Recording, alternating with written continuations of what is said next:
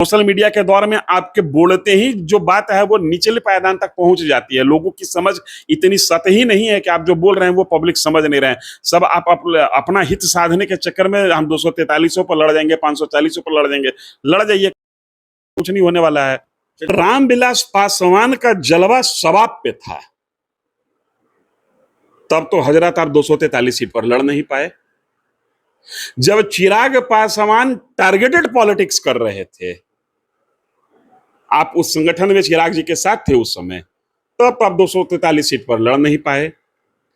जब दुनिया कह रही है कि आपका राजनीतिक जमीन शून्य में समा चुका है, तब आप 243 सीट पर लड़ने की बात कर रहे हैं, तो मेरा तो निक सलाह होगा कि 243 का है, चूक गए आप। लोकसभा में 540 पर भिड़ जाना चाहिए था। भाई वो संविधान सबको चुनाव लड़ने की इजाजत देता है।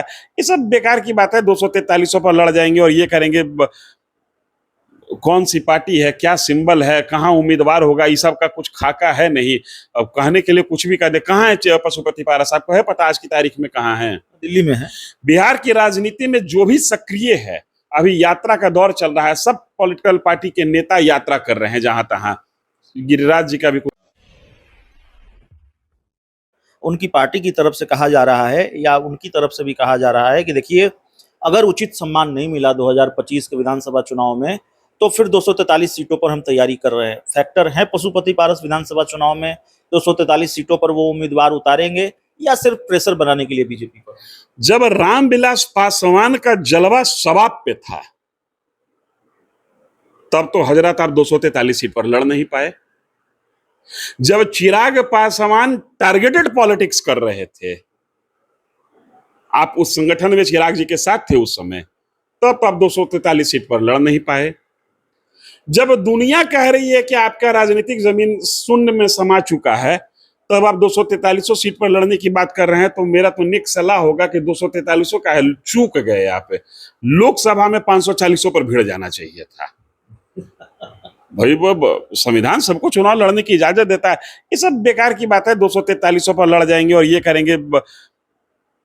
कौन सी पार्टी है, क्या सिंबल है, कहाँ उम्मीदवार होगा, ये सब का कुछ खाका है नहीं। अब कहने के लिए कुछ भी कह दे। कहाँ है पशुपति पारस, आपको है पता आज की तारीख में कहाँ है? दिल्ली में है। बिहार की राजनीति में जो भी सक्रिय है, अभी यात्रा का दौर चल रहा है। सब पॉलिटिकल पार्टी के नेता यात्रा कर रहे हैं जहां तहां। गिरिराज जी का भी कुछ दिन पहले कल देख रहे थे कि वो भी यात्रा करेंगे। तेजस्वी यात्रा कर रहे हैं। नीतीश कुमार अक्सर यात्रा करते रहते हैं। जदयू की कई विंग यात्रा पर निकलने वाली है। कहाँ हैं आप पशुपति जी? तो ऐसे राजनीति थोड़ी होती है कि अखबार में, मीडिया में बयान दे दिए कि 243 पर लड़ेंगे और जनता आपको स्वीकार कर ली कि आप 243 पर लड़ जाइए। अगर इस भरोसे होंगे कि हर कंस्टिट्यूएंसी के दिग्गजों को हम टिकट दे देंगे और वो दिग्गज हमारी माने पहचान के साथ अपनी पहचान को मिलाकर किसी भी दल या किसी भी उम्मीदवार का खेल बिगाड़ देंगे, ये सब गलतफहमी में रही है। अगर चौथा फैक्टर आज की राजनीति में बिहार में कोई एंट्री मारने के लिए बेताब है, तो वो प्रशांत किशोर की पार्टी है। आप लोग तो माने जनता के बीच में जाना नहीं है, जनता के मुद्दों पर संघर्ष करना नहीं है।